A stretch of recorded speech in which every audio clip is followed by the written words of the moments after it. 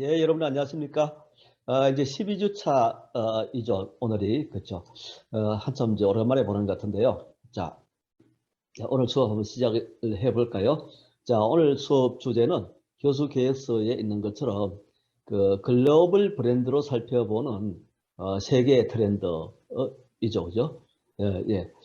우리가 이제 이 세계적으로 이 잘 나가는 브랜드의 어떤 그런 그 흐름을 한번 우리가 살펴보면 그 세계가 어떻게 변하는지 이러한 브랜드들이 세계의 어떤 그런 그 변화를 주도하는구나 하는 것을 우리가 이제 알 수 있는데요. 자, 여러분 생각나는 브랜드 어떤 것들이 있나요?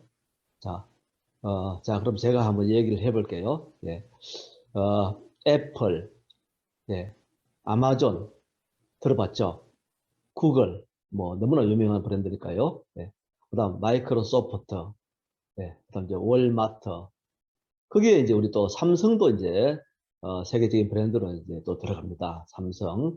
그리고 이제 여러분들 많이 또 하는 페이스북이라든가 또 중국 브랜드이죠. 하웨이. 예. 이런 것들이 이제 세계에서 아주 유명한 그런 브랜드라고 할 수 있는데요. 자, 지금 제가 이제 이 언급한 브랜드들은 세계에서 이 굉장히 영향력 있는 이 탑 10 브랜드 안에 들어가는 그런 브랜드들입니다. 자, 조금 더 상세한 내용을 관련 영상을 통해서 한번 우리가 살펴보도록 하겠습니다. 유튜브를 보니까 이 세계 탑 10 브랜드에 대해서 정리해 놓은 그런 영상이 있어서 여기에 제가 이제 공유를 할까 합니다. 2022년 현재 세계 탑 10 브랜드 중에서 넘버 7부터 7위 브랜드부터 1위 브랜드까지 쭉 한번 이 영상을 통해서 한번 살펴보도록 하겠습니다. 그리고 나서 제가 이어서 제가 선정한 몇 개 브랜드를 가지고 제가 이제 또 강의를 이어나갈 텐데요. 자, 제 강의는 제가 몇 년 전에 쓴 책이 하나 있습니다. 트렌드가 된 브랜드라고 하는 책인데요. 트렌드가 된 브랜드라고 하는 책인데 여러분 도서관에서도 이제 빌려볼 수 있는 책이고요. 예.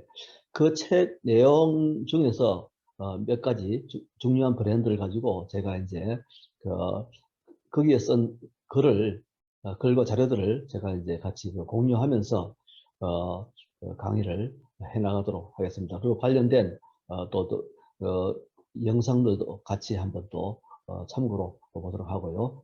그런 식으로 이제 수업을 진행하도록 하겠습니다. 7위는 미국의 페이스북입니다. 페이스북의 2022년 브랜드 가치는 1012억 100만 달러로 확인됐습니다. 지난해 페이스북의 브랜드 가치보다 24.2%의 상승률을 기록했는데 그럼에도 순위 변화는 없었습니다. 대표적 소셜 네트워크 서비스인 페이스북은 메타가 운영하고 있는 사업으로 메타는 그동안 페이스북이라는 사명을 사용했지만 2021년 10월 메타버스에 주력한다는 의미를 담아 사명을 메타로 변경했습니다. 즉 메타라는 회사가 페이스북이라는 브랜드의 소셜 네트워크 서비스를 현재 운영한다고 보면 되겠습니다. 페이스북의 인스타그램과 왓츠앱을 보유하고 있는 메타지만 그중 주력인 페이스북의 전망이 부정적이어서 우려되고 있습니다. 18년간 지속적인 활성 사용자의 증가를 기록했었지만 2022년 2월 페이스북 역사상 처음으로 활성 사용자가 감소했기 때문입니다. 유튜브 및 틱톡의 성장과 더불어 광고주들의 지출 감소로 인한 매출 정체가 예상되는 상황입니다. 6위는 한국의 삼성입니다. 삼성의 2022년 브랜드 가치는 1072억 8,400만 달러로 나타났습니다. 삼성의 브랜드 가치는 2021년에 비해 4.5% 상승했는데 이러한 상승률은 탑10 중에서 세 번째로 낮은 수준이라 순위는 한 계단 하락했습니다. 삼성의 이번 브랜드 평가는 삼성그룹 전체로 묶어 이루어졌는데 무엇보다 여러 계열사 중에 삼성전자가 브랜드 가치 대부분을 차지하고 있다고 봐도 무방합니다. 삼성전자는 코로나 팬데믹 기간에도 투자를 이어갔습니다. 2021년 미국 텍사스에 170억 달러를 투자해 반도체 제조시설 건설을 추진한 것이 대표적입니다. 이렇게 투자가 가능한 바탕에는 삼성전자의 실적이 있습니다. 삼성전자는 반도체와 휴대전화 실적으로 전체 실적을 끌어올렸는데 덕분에 지난 4, 4분기 삼성전자는 분기 최대 매출을 기록했고 연간 전체로도 역대 최대 매출을 경신한 바 있습니다. 5위는 미국의 월마트입니다. 월마트의 2022년 브랜드 가치는 1119억 1800만 달러로 확인됐습니다. 지난해와 비교한다면 월마트는 2022년 20.1%의 브랜드 가치 상승률을 기록했는데 순위도 삼성을 밀어내고 한 계단 올라섰습니다. 소매유통 산업의 글로벌 대표 기업이라 할 수 있는 월마트는 매출만 놓고 본다면 세계에서 가장 많은 매출을 달성하는 기업입니다.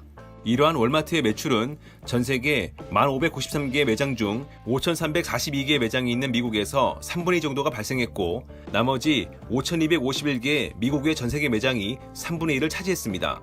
매장당 단위 매출은 미국이 상대적으로 높은 상황입니다. 한편 월마트는 코로나 팬데믹으로 많은 매장이 폐쇄되기도 했지만 몇 년 전부터 전자상거래에 많은 투자를 진행해 이러한 위기에 대응하고 있습니다. 2018년 인도 최대 전자상거래 업체인 플립카트의 지분 77%를 160억 달러를 들여 인수한 것이 대표적으로 아마존과의 경쟁이 갈수록 확대될 전망입니다. 4위는 미국의 마이크로소프트입니다. 마이크로소프트의 2022년 브랜드 가치는 1842억 4,500만 달러로 평가됐습니다. 마이크로소프트는 2021년 브랜드 가치보다 31.2%의 상승률을 보였는데 순위는 지난해와 동일했습니다. 컴퓨터 소프트웨어를 비롯해 PC 및 전자제품 등을 판매하고 클라우드 컴퓨팅 등의 서비스를 제공하고 있는 마이크로소프트는 2019년 4월 미국에서는 세 번째로 시가총액 1조 달러를 돌파하며 글로벌 거대 기업임을 증명했습니다. 무엇보다 마이크로소프트는 코로나 팬데믹 기간 굵직한 M&A를 진행해 관심을 모았는데 지난해 4월에는 160억 달러의 자금을 들여 음성인식 분야의 세계적 기업인 뉘앙스 커뮤니케이션즈를 인수했고 올해 1월에는 무려 687억 달러의 현금을 동원해 IT 분야 인수합병의 최고 기록을 세우며 액티비전 블리자드를 인수했습니다. 마이크로소프트의 액티비전 블리자드 인수는 무엇보다 최근 떠오르고 있는 메타버스 분야에서 확실한 우위를 점하겠다는 의지로 볼 수 있습니다. 3위는 미국의 구글입니다. 2022년 구글의 브랜드 가치는 2,634억 2,500만 달러로 평가됐습니다. 지난해와 비교했을 때 구글의 브랜드 가치는 37.8%의 상승률을 기록했는데 이는 탑10 중에서는 공동 1위에 해당하는 높은 상승률이기도 합니다. 세계 최대의 검색 엔진과 온라인 광고, 클라우드 컴퓨팅 등을 서비스하고 있는 구글은 2015년 알파벳의 전액 출자 자회사로 변경된 바 있는데 현재 알파벳의 자회사로는 구글이 가장 큰 회사라고 볼 수 있습니다. 구글은 코로나 이전만 하더라도 주된 수입원인 광고 매출이 정체를 보였었지만 코로나 팬데믹으로 사람들의 온라인 사용량이 증가하자 광고 매출의 상승을 이뤄내 2022년 브랜드 가치의 높은 상승률을 보여줬습니다. 2위는 미국의 아마존입니다. 2022년 아마존의 브랜드 가치는 3,502억 7,300만 달러로 확인됐습니다. 아마존의 브랜드 가치는 2021년보다 37.8% 상승했는데 이는 앞선 구글과 함께 탑10 중에서는 가장 높은 상승률입니다. 전자상거래와 스트리밍 서비스, 클라우드 컴퓨팅 등을 사업으로 두고 있는 아마존은 코로나 팬데믹 상황에서 가장 큰 성장을 이룬 기업 중 하나로 꼽히고 있습니다. 이는 이 기간 아마존의 변화만 봐도 짐작할 수 있는데 2021년 6월부터 13만 3천 명의 직원을 신규로 채용했고 최근에는 시간당 직원도 12만 5천 명을 추가로 채용하려는 계획을 세웠습니다. 또한 아마존은 2015년부터 2019년까지 물류에 580억 달러를 투자했지만 이후 2020년부터 2021년까지 불과 2년의 기간에는 물류에 800억 달러를 투자하며 자체 공급망을 확대 구축하려는 것에 집중하고 있는 상황입니다. 1위는 미국의 애플입니다. 애플의 2022년 브랜드 가치는 3,550억 8천만 달러로 평가됐습니다. 2021년 애플의 브랜드 가치와 비교한다면 2022년 애플의 브랜드 가치는 34.8%의 상승률을 기록했습니다. 세계에서 가장 브랜드 가치가 높다고 평가받은 애플은 현재 각종 스마트 기기 제조를 비롯해 디지털 콘텐츠와 클라우딩 사업도 진행하고 있습니다. 애플의 최근 성장세는 눈부실 정도인데 2018년 8월 1조 달러를 돌파했던 시가총액은 2020년 8월에 2조 달러를 달성했고 2022년 1월에는 3조 달러를 기록한 바 있습니다. 아이폰이 애플 전체 매출의 절반 정도를 차지하고 있지만 애플은 아이패드, 아이맥, 에어택 등의 제품군과 애플페이부터 애플 TV에 이르기까지 서비스의 다양화도 추진 중입니다. 한편 애플은 브랜드 충성도가 다른 브랜드에 비해 비교적 높다는 강점도 지니고 있어 브랜드 가치는 향후에도 세계 정상급을 유지할 것으로 보입니다. 예, 그럼 이제 여러 가지 그 브랜드 중에서 비교적 우리한테 좀 친숙하고 좀 잘 알려진 그런 국내 브랜드 한 편부터 시작을 해보겠습니다. 자, 바카스 브랜드. 바카스 브랜드를 우리가 공부하는 것은 어떤 그 신화를 새롭게 발견하는 그런 행위라고 할 수 있습니다. 자, 여러분, 제록스, 나일론, 미원, 크레파스, 포크레인, 워크맨, 바카스. 제가 불른 이 이름 들어서 여러분들 생각나는 것은 무엇일까요? 이들은 어떤 공통점이 있을까요? 자, 이것은 바로 이제 그 브랜드를 대표하는 보통 명사라는 것입니다. 제록스 하면 복사기, 나일론 하면 나일론 제품을 우리가 연상하는데 사실은 이제 나일론의 브랜드이죠. 예. 미원 하면 조미료, 크레파스 하면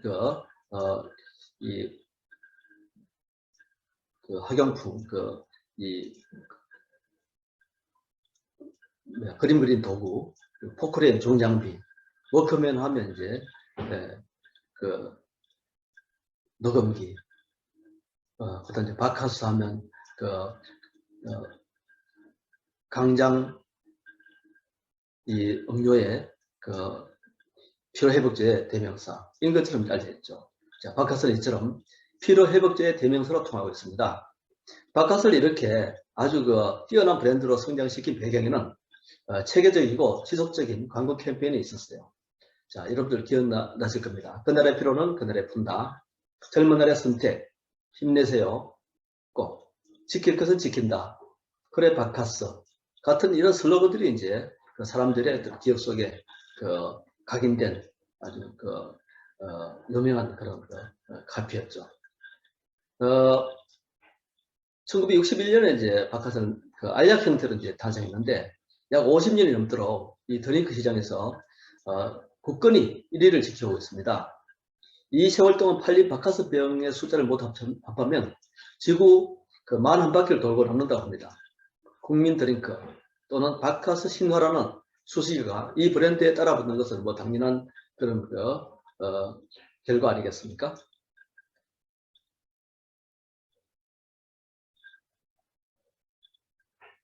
바카스는 이처럼 신화에서 유래되었죠. 하지만 신화라고 하기에는 인화에 가깝습니다. 사람의 얘기라는 거죠.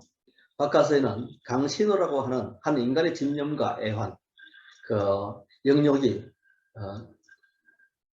고스란히 서려 있습니다. 전국 경제연합회 회장을 역임했고 동아지역 회장으로 이제 계시다가 지금은 은퇴했지만 이 상품에다가 바카스라는 이름을 부여한 강신호의 신화가 바로 이제 바카스의 신화이죠.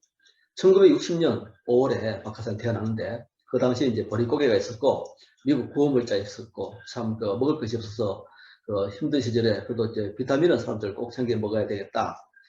이 비타민 대신에 이제 바카스를 마시는 그런 유행이 있었습니다. 비타민과 미네랄의 간간제, 즉 이제 간장을 튼튼하게 하는 간간제를 배합한 종합 간간 영양제는 바카스는 술꾼을 지켜주고 풍년을 약속하는 바커스 신의 다량 아니었던 것입니다. 자,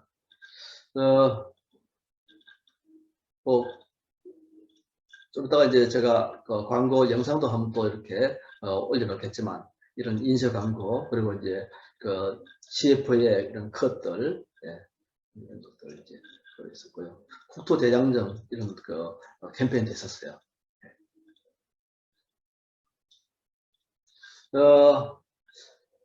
바카스는 이제 많은 캠페인과 그런 이 광고를 했는데 그 중에는 이제 친숙한 그런 광고도 많았지만은 다소 좀 이렇게 미묘하고 다소 불편하고 좀 껄끄러운 그런 사회적 이슈를 다룬 그런 CF도 있었습니다. 여러분들 기억나시죠? 꼭 가고 싶습니다 하는 군 입대 문제를 내세운 광고도 이제 있었는데요.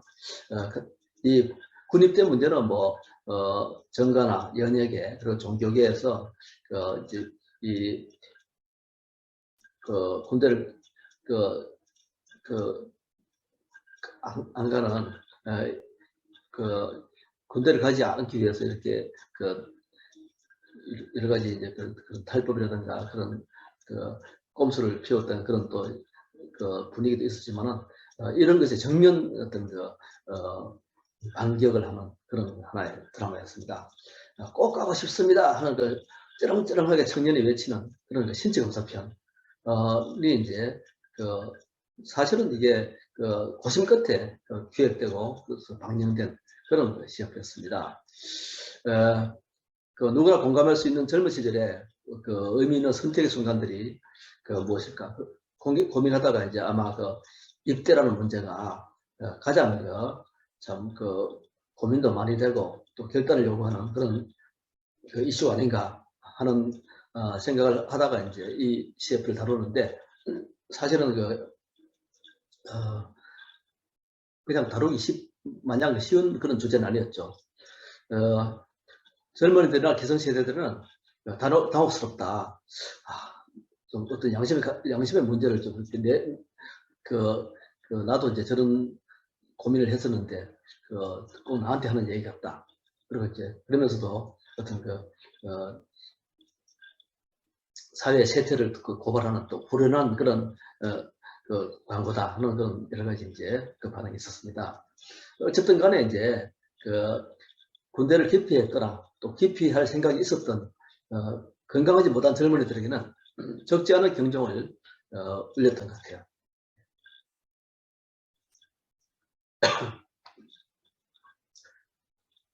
그 외에도 이제 바카스는 우리 사회의 여러 가지 소외된 사람들의 이야기라든가 또 싱글족 여성, 어머니의 사랑, 또 아버지 밤늦게 이렇게 경비를 쓰는 아버지의 어떤 그런 아버지와 딸의 문제라든가 여성들의 어떤 야근 그리고 대학생들의 어떤 시험 공부 같은 일상의 그런 소재를 갖다가 잘 살려서 아주 젊고 친근한 그런 아이콘으로 정착을 시킨 그런 국민 브랜드로 성장하고 있습니다. 자, 관련된 그런 광고 영상을 또 제가 공유를 하도록 하겠습니다. 1급 현역 입영 대상입니다. 351-7344 351-7344 안 보이면 안 보인다고 해. 7 다음 네 3 5 2 7 3 4 7 꼭 가고 싶습니다. 사나이로 태어나서 바카스. 매일 같은 길을 달리며 세상의 피로를 바라봅니다. 어려운 순간마다 힘을 합쳤던 우리들.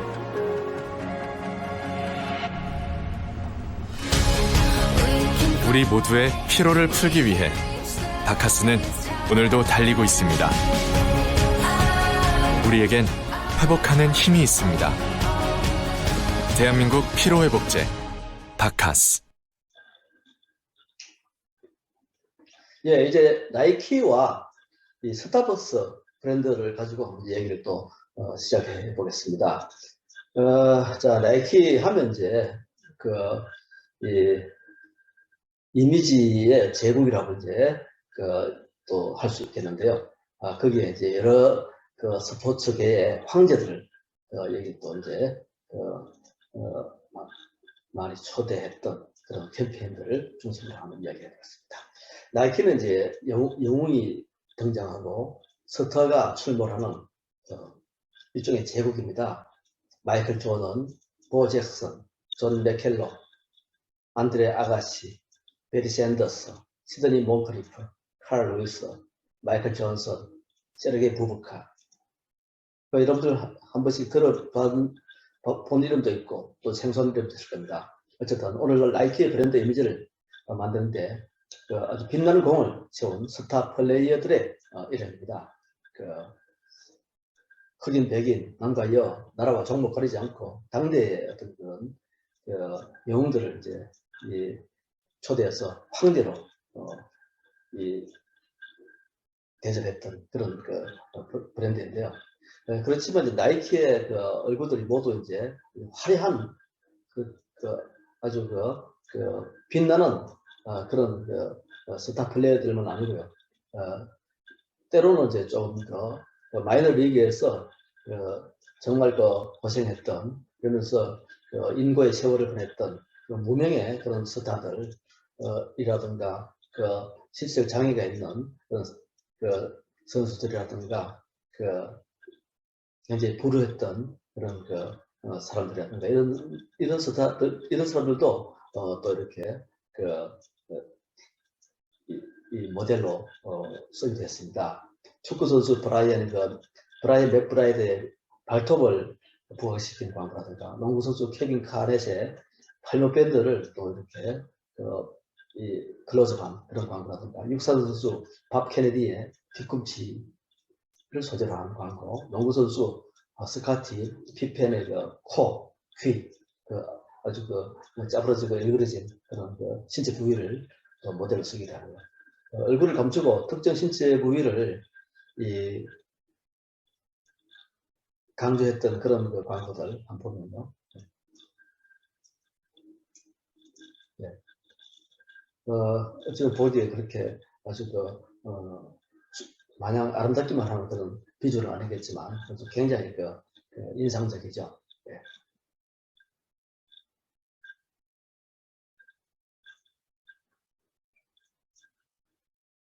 발톱꿈치, 그리고 이제 코뼈가 부러져서 아주 모양이 흉해진 콧대라든가, 네.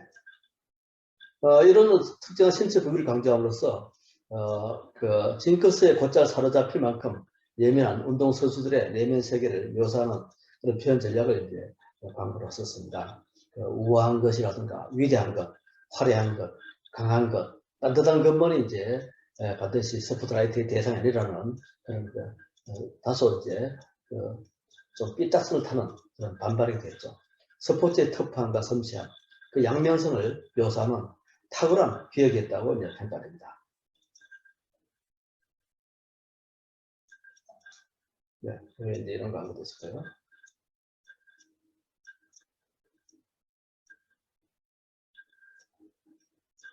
자, 또 이런 이제 광고도 있습니다. 이거는 이제 아까 제가 소개한 광고보다 한술 더 떨어 광고였는데요. 얼핏 봐도 정상적인 그런 신체는 아니죠. 일종의 장애를 가진 그런 장애인 올림픽에 출전했던 선수들을 모델로 쓰게 됐습니다. 말하자면 이제 마이너 리그에 속해 있는 사람들을 해서 이미지 메이킹을 한 건데요. 눈은 이글거리고 입은 비틀어지고 얼굴 근육이 일그러져 있는 반항기 어린 이 마이너들, 즉 소외된 선수들이 광고에 등장하고 있습니다. 볼트맨 박 하면서 한쪽 팔과 또 다른 한쪽 손이 뭉텅 달린 선수가 냉소 어린 시선으로 내뱉고 이제 있죠. 네.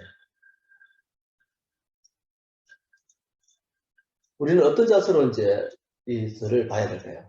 정작 보이는 사람은 당당한데 왜 우리는 주저하게 되고 또 괜히 눈치 보면서 힐끔거리게 될까요? 자, 하피는 이제 이렇습니다. 세계 기록 보유자 이야기에서 내가 없으면 이야기가 안 되지 라든가, 또 볼트맨 박라든가, 예. 날 보는 게 어떻게 쪽팔려? 뭐 이런 것도 있습니다. 예. 어쨌든 보기에는 이렇게 그렇게 아주 좋지는 않지만 빛나지는 않지만 그래도 이제 이들의 욕심이 풍기는 그로테스크한 그런 뉘앙스보다는 이들의 인생이 쌓아올린 불멸의 기록에 주목하게 하는 그런 광고 캠페인이라고 이제 할 수 있겠습니다. 그 외에도 뭐 인공의적을 하고 있는 수영 선수라든가 또 휠체어를 타고서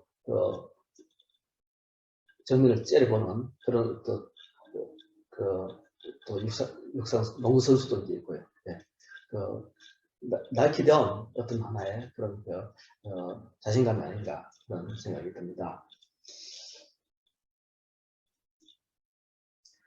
이처럼 나이키는 단순한 상표의 이름이 아닙니다.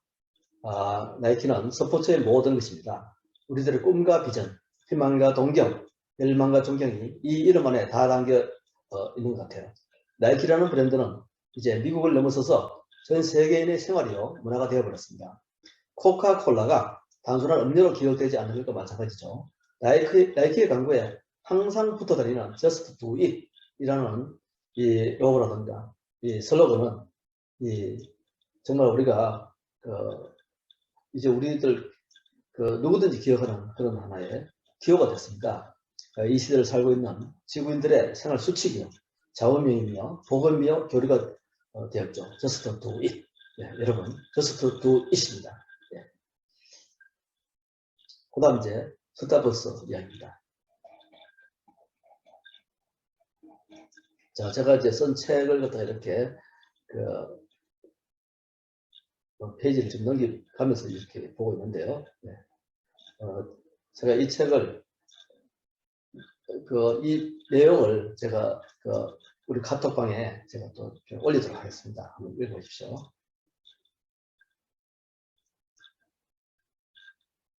자, 스타벅스입니다.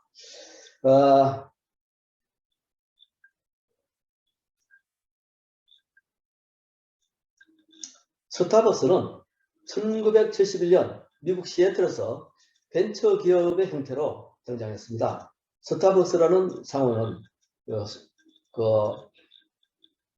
멜빌의 소설 모비딕에서 따왔다고 합니다. 커피를 미치도록 사랑하는 1등 항해사의 이제 이름이 스타벅스였는데요.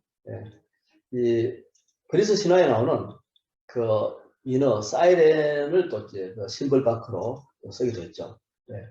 처음에는 이제 스타벅스는 원두 커피를 파는 영시한 가게였는데 스타벅스가 이제 유명한 사업 모델을 넘어서서 일종의 이제 이런 커피 산업으로 이제 성장한 것은 하워드 슐츠라는 창업자 때문이었습니다. 1983년 밀라노를 방문하면서 이제 거기서 새로운 역사가 시작됩니다.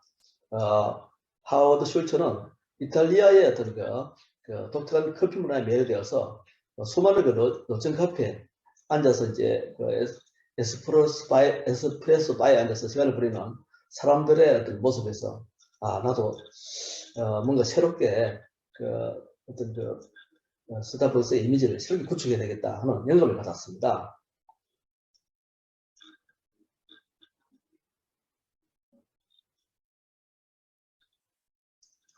그런데 이제 스타벅스가 굉장히 특이한 것은 바로 이제 다른 광고보다, 다른 브랜드보다 이 광고라든가 홍보 전략이 독특했다는 것입니다. 여러분들 스타벅스 광고 별로 본 적 없죠? 다른 맥심이라든가 TOP라든가 이런 브랜드들은 광고를 많이 하는데요. 스타벅스는 거의 광고를 하지 않습니다. 다른 브랜드처럼 판매 촉진의 이제 어떤 수단을 광고에다가 어떤 중점 두지 않았어요. 매스 커뮤니케이션의 위력에 기대기보다는 개별 어떤 그런 촉진 수단 이런 것을 이제 광고에서 통합적인 관리를 통해서 브랜딩을 이제 잘 해나가려고 하는 그런 마케팅 전략으로 성공했습니다. 이 제품보다는 이 커피를 통한 체험과 고객과의 관계, 이것이 이제 역점 두는데요. 이것이 스타벅스가 30년이라는 이 짧은 기간에 세계 최고의 종합 커피 브랜드로 성장할 수 있었던 핵심 요인이라고 이제 할 수 있겠습니다. 스타벅스의 어떤 지향점을 한마디로 이제 압축하면 문화 마케팅이라고 할 수 있겠습니다. 커피를 파는 일을 갖다가 굳이 사업이라든가 판매라든가 비즈니스로 이제 생각하지 않고 대중의 기호와 문화를 연결하는 관점에서 그것을 실행에 옮긴 일종의 문화 마케팅을 이제 철저히 여기에 도입한 거죠. 스타벅스는 지구촌에 거의 이제 지금으로서는 한 1억 개 이상의 점포를 가진 감성 문화공간 스타벅스라고 문화공간을 할 수 있겠습니다. 스타벅스는 코카콜라 못지않은 글로벌 브랜드이자 문화 상징으로 이제 이미 자리 잡고 있습니다. 이제 스타벅스를 단순한 커피 전문점으로만 대하는 사람은 거의 없죠. 스타벅스는 이제 전 세계인의 사교 공간으로 각인되고 있습니다.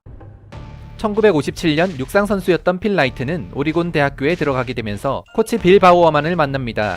이 두 사람은 공통 관심사가 있었는데요. 바로 운동화입니다.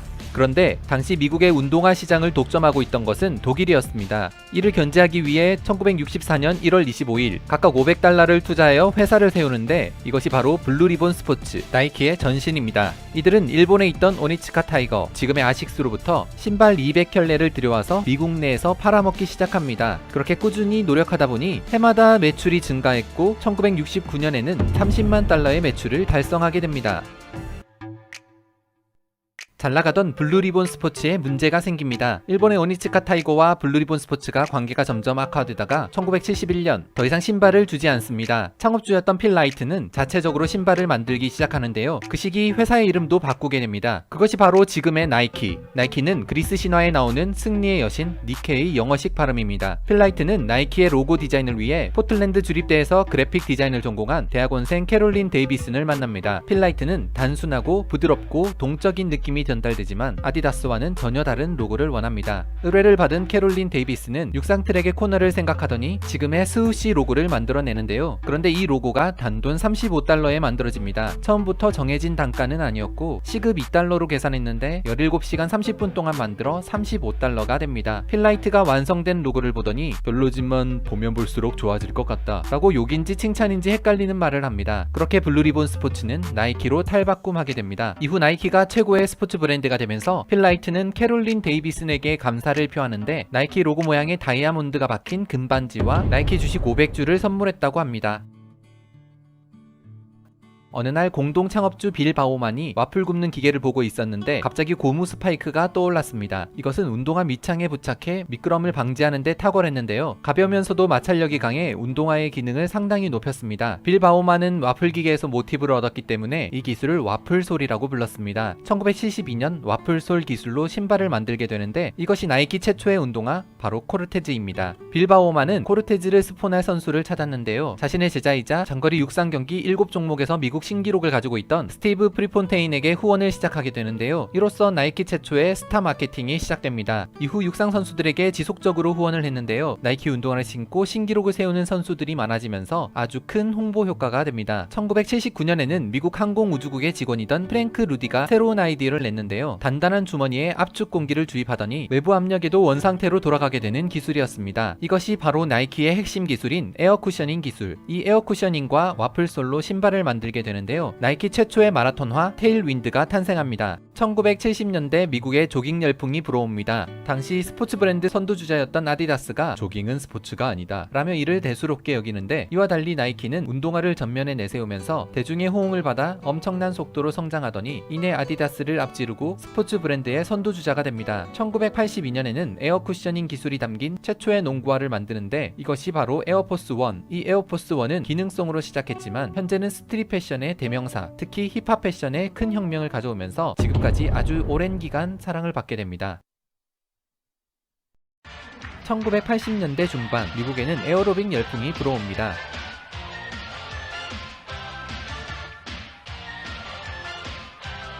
이때 나이키는 아줌마들이 음악을 틀어놓고 춤추는 것은 피트니스지 스포츠가 아니다 라며 아디다스처럼 밑장 대응을 하게 되는데요. 가벼운 피트니스화를 출시한 리복에게 선두 자리를 뺏기게 됩니다. 이에 나이키는 새로운 돌파구를 찾으려고 한 신인 농구 선수와 후원 계약을 하는데요. 그 선수가 바로 시카고 불스의 마이클 조던. 1985년에는 마이클 조던을 위해 신발을 개발하는데요. 바로 에어 조던 1. 마이클 조던은 에어 조던 1을 신고 화려한 플레이를 하게 되고 경기를 본 많은 사람들은 에어 조던 운동화에 뻑 가게 됩니다. 그리고 나이키의 매출은 당연히 쭉쭉 올라가게 되죠. 이후 나이키 산하의 독립 브랜드로 떨어져 나왔는데 지금까지 꾸준히 에어 조던 시리즈가 발매되면서 사람들의 사랑을 많이 받고 있습니다. 마이클 조던과의 협업으로 에어 조던 시리즈가 대박난 뒤 계속해서 각 분야 스타들과 협업을 했는데요. 타이거 우즈, 로저 페더러, 호나우두, 크리스티아노 호날두, 코비 브라이언트, 르브론 제임스 등 많은 스타들의 라인을 런칭했습니다.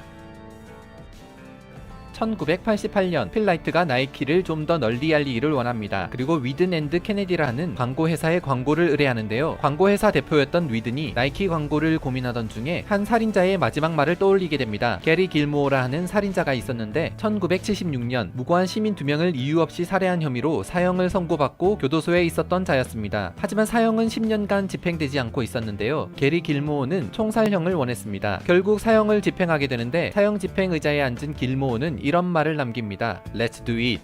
이 사형은 미국 전역에 알려지게 되는데 그의 마지막 말 또한 유명해집니다. 심지어 티셔츠도 만들어졌는데요. 광고쟁이였던 위드는 이 유명한 말을 이용하기로 합니다. 그대로 쓰기는 찝찝하고 단어 하나를 바꾸는데 그것이 바로 Just do it.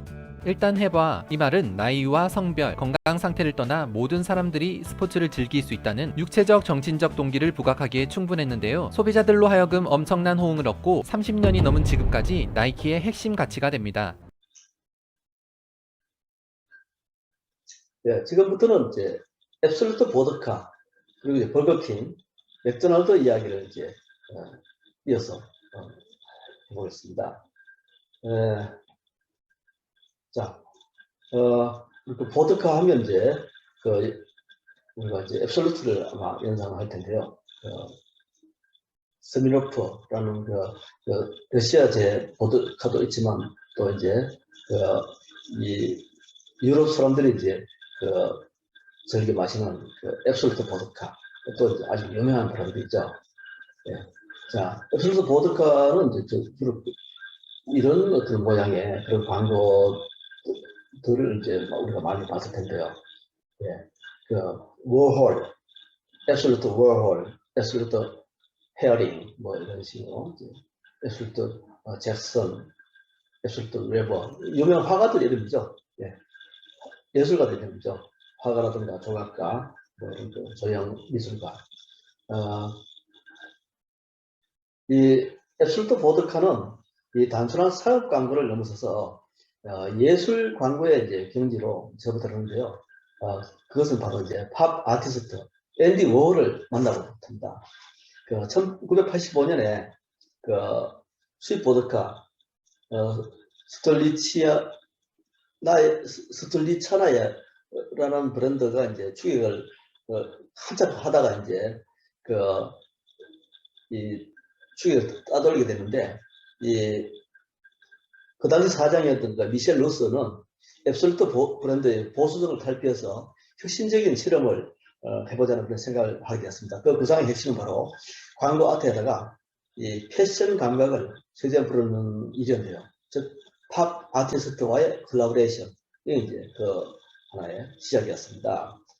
그래서 이제 앱솔루트는 본격적인 아트 브랜드를 거듭나게 되었고 이 예술가를 지원하는 하나의 후원 기업, 즉 메세나 기업으로 또 자리 잡게 됐습니다. 그 당시 이제 키스 헤어링이라든가 워홀이라든가 뭐 이런 분들을 갖다가 후원하면서 같이 이제 팝 아티스트를 성장시켜주는 하나의 콜라보레이션 브랜드로 이제 또 등장했는데요. 예. 앱솔루트는 뭐 여러분 알다시피 절대적 이런 뜻이죠. 그런데 이제 앱솔루트는 ABSOLUTE가 원래 이제 절대적이라는 그런 단어인데 이를 뺐습니다. 예, 이를 뺐습니다. 그래서 그러면서도 이제 마치 앱솔루트가 진짜 스펠인 것처럼 사람들이 착각할 정도로 앱솔루트는 그만큼 유명한 그런 브랜드였죠. 앱솔루트 보드카 광고의 컨셉트는 이 브랜드가 이제 스웨덴산인데요. 스웨덴에서 이제 수입된 브랜드인데 이 보드카 하면 스웨덴산이 최고다 하는 것을 알리는 것이었습니다. 그래서 일반적으로 보드카 하면 러시아를 떠올리는 미국 사람들한테 사실 이거는 쉽지 않았죠. 그래서 이제 평범하지 않으면서도 고도의 상징을 통해서 제품의 정보를 전달하고 광고 크리에이티브를 통해서 제품과의 친밀감을 형성하는 것이 이제 광고 전략이었습니다. 그렇게 하기 위해서 이제 이 동원된 전략이 바로 이제 비주얼, 은유죠, 은유. 은유라는 것은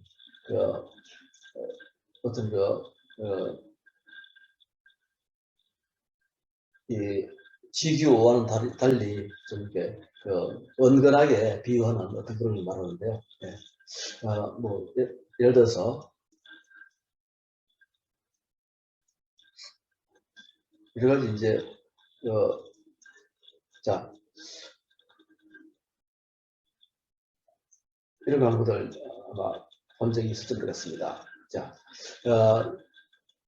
신발이 이렇게 이 대돌 밑에 이렇게 어떤 집에 이제 계단 밑에 현관 밑에 이렇게 놓여져 있는데 마치 앱솔루트 보드카의 병 모양 이런 거 있죠. 또 맨하탄의 중심에 앱솔루트 보드카가 미국의 이제 뉴욕에 또 이제 번화가로 할 수 있는 맨하탄 그게 한 중심에 이제 앱솔루트 보드카가 있다 이런 거고요. 네. 또 앱솔루트 파리, 파리의 개선문을 형성한 거고요. 그다음 앱솔루트 프리덤, 절대적 자유라는 뜻일 수 있지만 또 이제 앱솔루트가 이제 하나의 자유의 상징이다.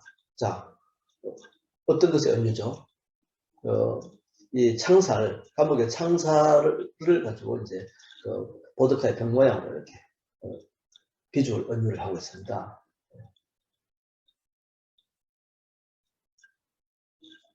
앱솔루트 보드카 광고를 한마디로 압축하면 결코 변하지 않되 늘 변하는 이 품질은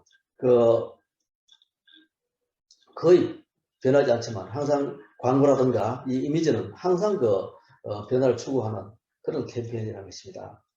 그동안의 캠페인을 갖다가 한번 정리해보면 10개의 테마로 묶을 수 있습니다.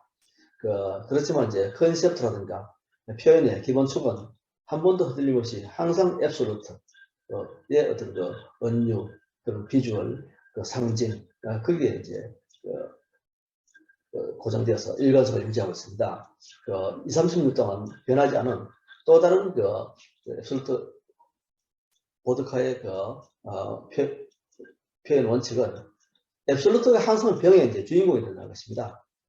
앱솔루트라고 시작되는 두 단어가 앱솔루트 앱솔루트 뭐뭐로 시작되는 이 단 두 개의 단어로 이제 모든 것을 말하고 있습니다. 카피가 없죠. 그래서 절대적이라는 뜻을 가진 이 단어에는 미주얼, 고주얼 여러 가지 카피 쓸 필요가 없는 거죠. 그러면서 왜냐하면 절대적이니까요.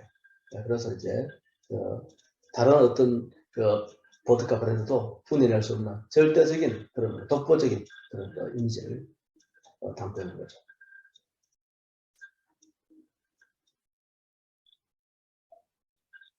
네, 앱솔루트 하모니.